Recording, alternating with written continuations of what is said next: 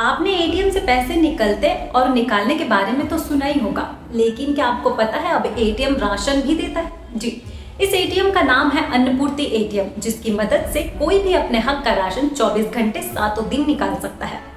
इससे अब राशन की दुकानों पर लंबी लंबी कतारें लगाने की जरूरत नहीं रहेगी। इस मशीन के काम करने का तरीका एटीएम जैसा ही है, लेकिन फर्क सिर्फ इतना है कि इसमें पैसे की जगह गेहूं, चावल, चीनी जैसे अनाज आपको मिलेगी।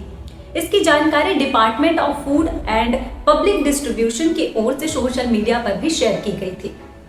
वहां बताया गया कि यह मशीन 5 मिनट में 50 किलो तक अनाज वितरित करती है, जिससे इंतजार करने का समय 70% तक कम हो जाता है।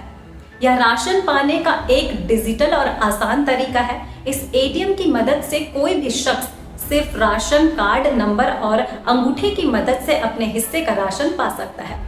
बता दें कि इसकी शुरुआत उड़ीसा से शुरू हुई थी और अब यह तेजी से दूसरे राज्यों में भी उपलब्ध हो रहा है। यह मशीन आधार और राशन कार्ड और बायोमेट्रिक वेरिफिकेशन के जरिए लाभार्थी की पहचान करती है और मानसिक कोटे के अनुसार गेहूं या चावल जैसी चीजें डिस्पेंस करती है।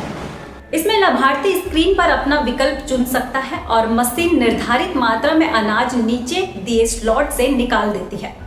अंत में एक रसीद भी मिलती है जिसमें वितरण की पूरी जानकारी होती है। अब आपको ये भी बताते चलो अन्नपूर्ति एटीएम की लोकेशन कैसे आपको पता करनी है। अगर आप अपने फोन में मेरा राशन 2.0 ऐप का इस्तेमाल करते हैं तो उसमें आपको आसपास की राशन की दुकान समेत एटीएम की जानकारी भी मिल सकती है। वहीं आप अपने ब्लॉक या जिला खाद्य आपूर्ति कार्यालय में जाकर भी इस मशीन की लोकेशन के बारे में पता कर सकते हैं।